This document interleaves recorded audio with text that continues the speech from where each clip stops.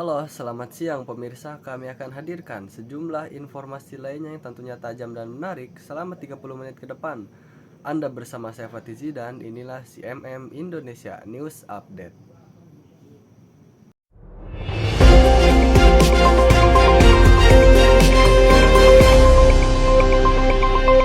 Audio Jungle.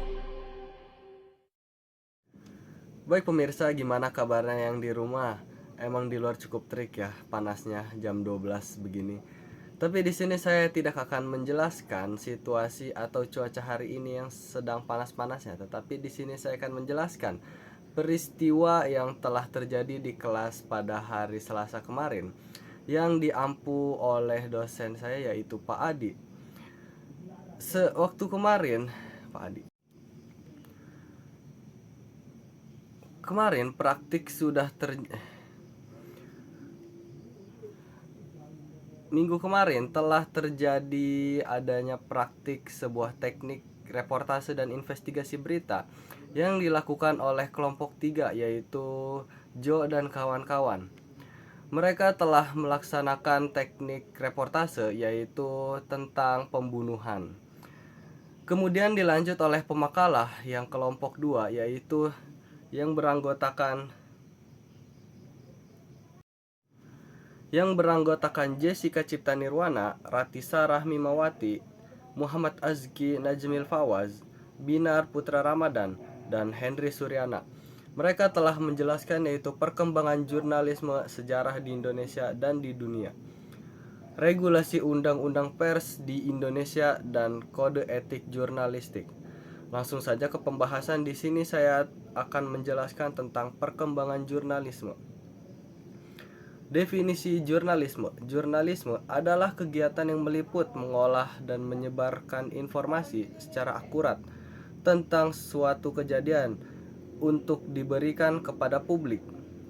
Jurnalisme tidak hanya sekadar menulis berita, tetapi juga melibatkan kemampuan seorang jurnalis dalam mencari sumber berita yang relevan dan penting.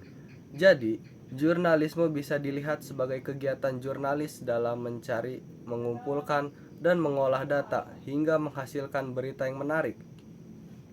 Kegiatan tersebut kemudian dilanjutkan dengan menyebarkan informasi kepada masyarakat melalui media cetak, elektronik, dan digital.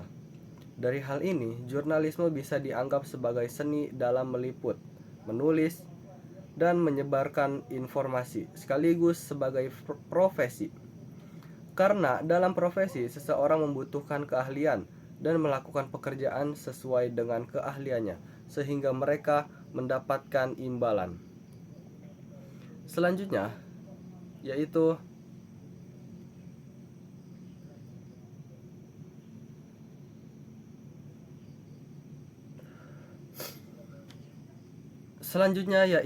perubahan signifikan dalam jurnalisme masa kini. Yang pertama ditandai adanya media sosial dan juga media digitalisasi.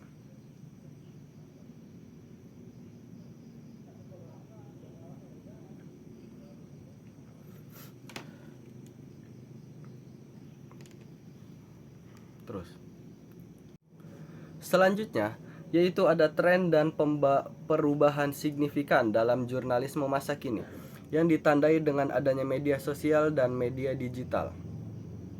Media sosial. Perubahan besar terjadi dalam dunia jurnalisme karena berkembangnya media massa dan media sosial sebagai jalur utama menyebarkan informasi. Perubahan ini tidak hanya mengubah bagaimana berita diproduksi dan disebarluaskan. Selanjutnya adanya media digitalisasi. Transformasi jurnalisme di era digital adalah perubahan yang besar yang mempengaruhi cara media bekerja. Tujuannya dan perannya dalam masyarakat, kehadiran internet dan teknologi komunikasi digital membuat cara berita dihasilkan, disebarkan, dan diterima oleh orang berubah. Selanjutnya yaitu sejarah jurnalisme di dunia. Awal mula jurnalisme di dunia. Sejarah jurnalisme di dunia bisa dipahami sebagai perjalanan panjang media dalam menyampaikan informasi kepada masyarakat. Pada awalnya, media cetak seperti surat kabar dan majalah yang berkembang di Eropa pada abad ke-17 sampai ke-18 menjadi dasar dari praktik jurnalisme modern. Media cetak berfungsi bukan hanya untuk menyebarkan berita tetapi juga opini, kritik sosial, sekaligus menjalankan peran pengawasan terhadap kekuasaan. Setelah itu muncul radio di awal abad ke-20 yang menghadirkan terobosan besar karena berita bisa disiarkan secara langsung dan menjangkau khalayak yang lebih luas. Kemudian, televisi di pertengahan abad ke-20 membawa dimensi baru dengan menghadirkan visual dan suara sehingga berita terasa lebih nyata dan mampu menyentuh sisi emosional penonton. Baik, itu laporan dari Fatih.